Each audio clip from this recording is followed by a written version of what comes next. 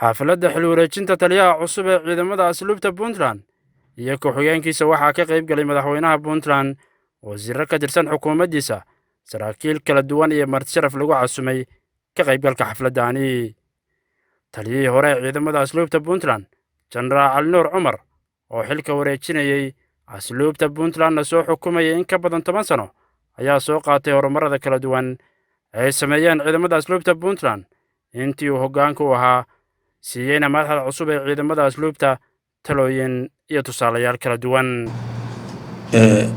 waxaan leeyahay waxa u timaadeen meel nuuraysa, beri waa in ka tagtay iyadoo nuuraysa. waxaan jeclahay dowladnimada horumarkeedu waa bulkeet la dul saaray, daana waa isdul saaray, bulkeet isdul saaray, idinku kale dul saara. shaad wax ku wanaagsan tahay haddaa ka tegaysid meel sare ka tagtid, laakiin aadan ka tegin meel liidatada ka tegin. marka waan soo weynaa si fiican insha Allah xilkana qoraalka wada siinaya. yaa cusub ee ciidamada asluubta Puntland, Jenaraal Bilo Faarax Cali, ayaa ka mahad celiyay hab maamuuska xil wareejinta iyo shaqada adag ee taliyihii hore, kana codsaday bahda asluubta Puntland wada shaqayn hufan. marka labaadna waxaan mahad celinayaa madaxweynaha dowladda Puntland Sheekh Cabdullaahi Deni oo aniga ii doortay inaan noqdo taliyaha ciidanka asluubta ee cusub.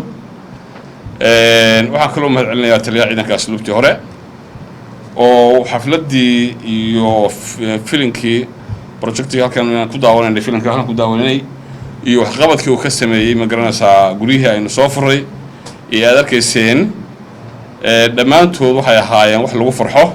madaxweynaha Puntland Dr. Siciid Cabdullaahi Deni ayaa bogaadiyay shaqada adag ee taliyihii hore ee ciidamada asluubta Puntland, Jenaraal Cali Nuur, kuna maamuusay bilad sharaf iyo in loogu magac daro Jenaraal Cali Nuur xarunta tababarka ciidamada asluubta Soomaaliyeed ee Garwa ku taala. madaxweyne Deni ayaa ka mahad celiyay habka xil wareejinta xafladdaani, xusayna saldhigga dowladnimadu inuu yahay awaamiir kala qaadasho iyo kala dambeyn, taasi oo lafdhabar u ah sarreynta sharciga.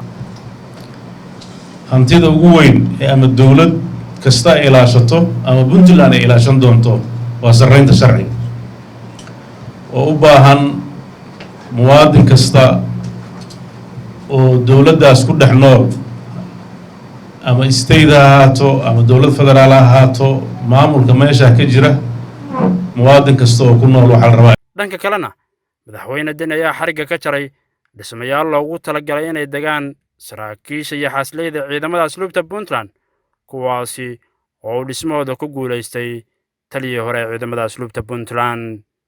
Yuusuf Maxamed Maxamuud, warbaahinta qaranka Soomaaliyeed, magaalada Garowe.